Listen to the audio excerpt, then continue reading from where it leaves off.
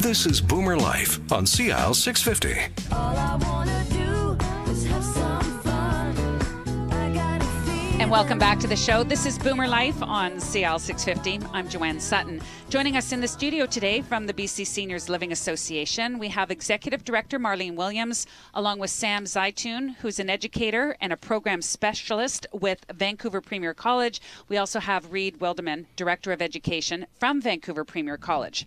So one of the reasons that we're talking about the importance of a seniors community, well, there's a number of reasons, but supply and demand, and it's a booming business. It's predicted that retirement communities will burgeon with growth in Canada as the baby boomer demo ages, which is basically what's happening right now.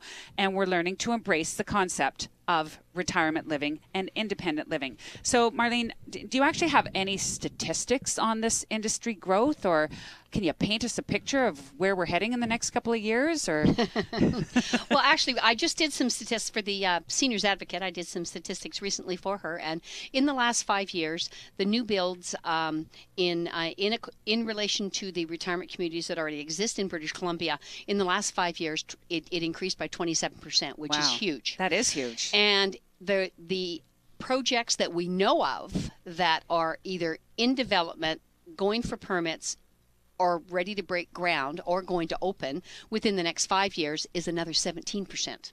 So the industry is growing. It's a fast-moving market.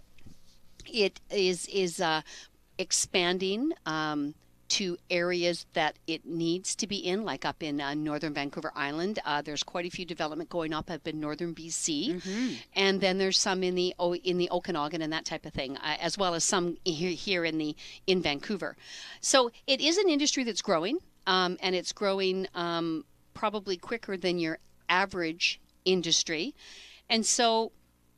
You know, it's a challenge of where you're going to find staff, and in the past, our industry has been moving, in my experience in the last 8 years with the association, the industry is tapping into the hospitality industry because the retirement communities are very similar. They look and feel sometimes just like a hotel. They got a front desk, they got a concierge, they've got a dining room, they've got a pub, they've got everything that goes along. They've got a gym, hairdresser, workout room, that type of thing. So they are tapping into the hospitality industry. And they do that because one of the paramount reason of aspects of the retirement industry is service, and we all know that a hospitality industry is based on service, and more service. So that's why they're taking from that particular industry. But there's only so many. There's a lot of people that come from the hospitality industry that fit like a glove, like Sam does. There's other people that come, stay 3 months and say, no, it's not my thing. Not for me. It's not. It doesn't have maybe the glamour. It doesn't have the perks. It may not have a lot of things that the hospitality industry does. And so there was that little bit of a gap, a gap where we said, okay, now we need to actually train people who may not even be from the hospitality industry. As Sam says, as long as they have the demeanor or the personality, we can teach them what they need to know. And so that's why we started thinking we needed to do something like this, because we needed to get people that either wanted to change careers. Maybe they were in a particular industry that's on the downsize right now, like the oil and gas, for an example. And maybe they're in their 30s or 40s, or maybe even younger, or maybe even older. And they just say, I want to do something different now for the last 10 or 15 years of my life. And so we came up with this program because we thought that outside the hospitality industry, we needed to have something specific and tangible that a person could go and take courses and say, you know what, this is a good career choice for me. Well, I think this is really exciting because who would have thought that the baby boomers were basically a job creation project? Yeah. But we are, and this is where I would love to bring Reid into the program to tell us about this new the new program that's being established at Vancouver Premier College. So Reid, I know this is your baby. Tell us what it is and how you see it working. Well, it's a shared baby between myself and Sam and Marlene and some other members of the BCSLA. But in summary, Vancouver Premier College is a private career college that focuses on hospitality management. We hired Sam as an instructor for that program about a year ago, and at that time I learned about his background in the senior living industry. As a school, we're always looking to improve, diversify, and try to better ourselves like our students. And we're looking at new program ideas, and the idea came up to potentially look at doing a senior living management program. Sam, of course, was the go-to person who I talked to right away. And if you look at senior living, the industry itself, everything you look up will take you back to the BCSLA. So my first step after a casual conversation with Sam was to contact Marlene. So right from the start, we met with the BCSLA to come up with a partnership idea loosely. Would this be something we could work together on? And it was. So from day one, it started off on the right foot. At that point, the process is very regulated because we are regulated by the Provincial Career Training Institutions Agency of British Columbia. And so there's several steps. We had to go through a very thorough process to create the program, which we did with all industry input from the BCSLA. So we feel that we've created not only a solid educational program, but it actually has the very specific career aspects that the people that are taking the program are going to need to be successful in jobs, which again, as Sam mentioned earlier, our goal is not only to, we want more students, it's good for our school, but the more that the industry grows, it's better for everybody. Well, I think you've obviously identified that there's going to be a lot of new jobs in this industry in the future.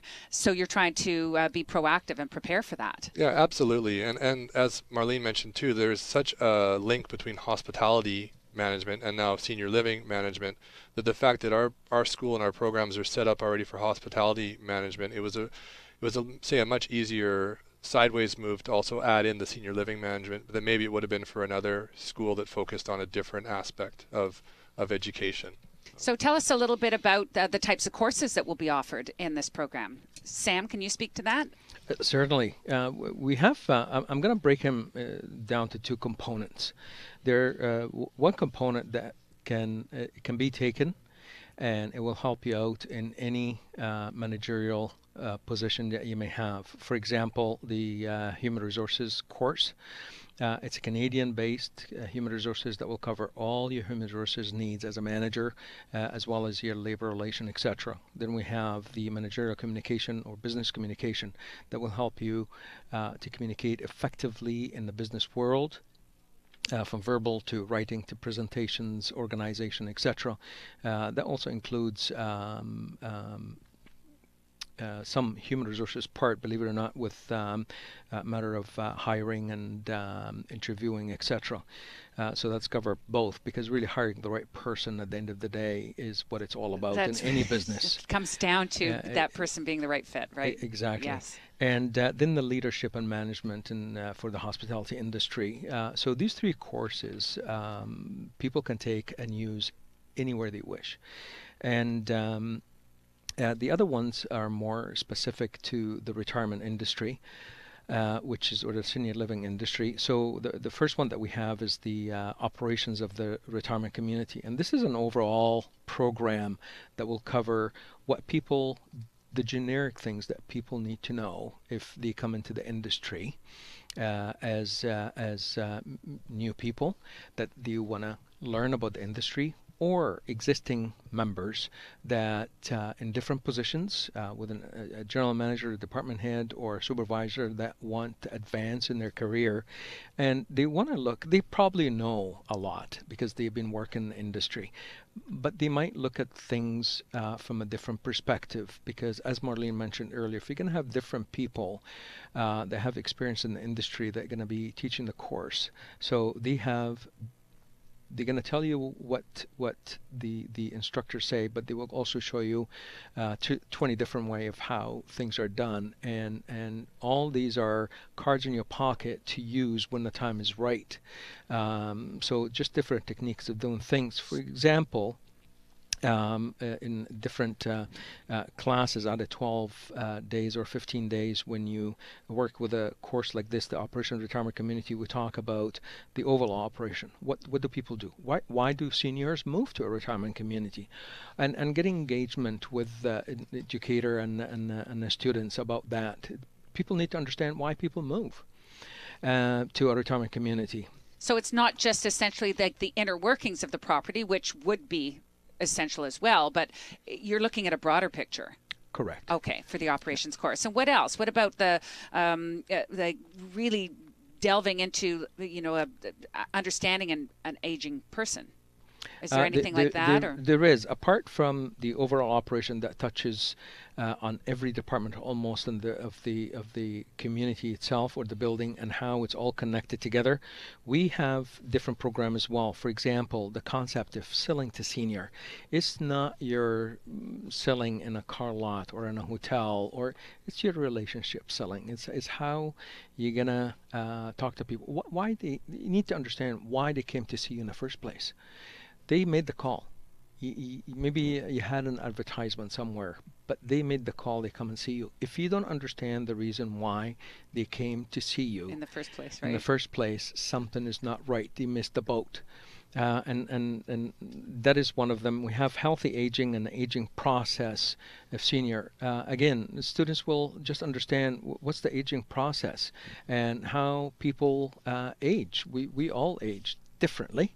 But what's the aging process, and to create a generic understanding of the aging process for a human being in general, and how does it impact you as a senior when you're in your 70s, 80s, etc. And the other one that we feel is really important is the food and nutrition. Even though we call it food and nutrition program, but it's really is the food and beverage and the dining experience for in a retirement community, and how this evolved.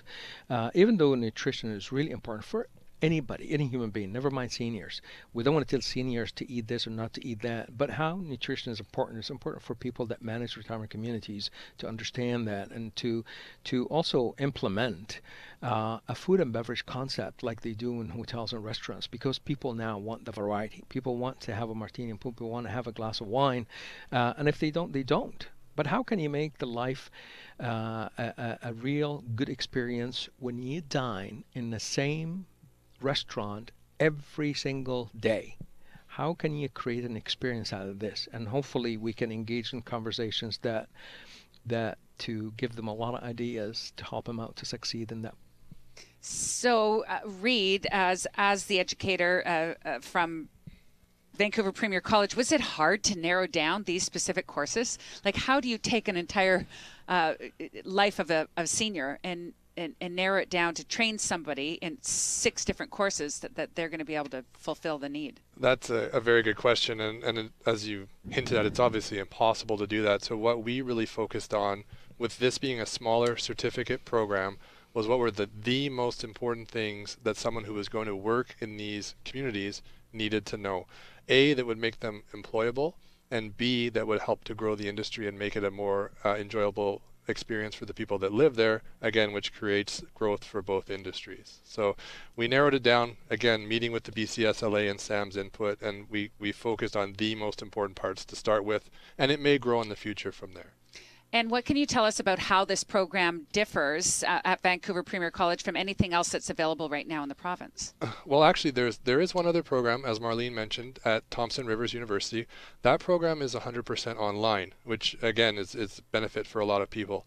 Our program is 100% classroom-based. So, it is very different in the fact that you'll be in a brick-and-mortar building. You'll be sitting in a room with an industry professional who's teaching the course.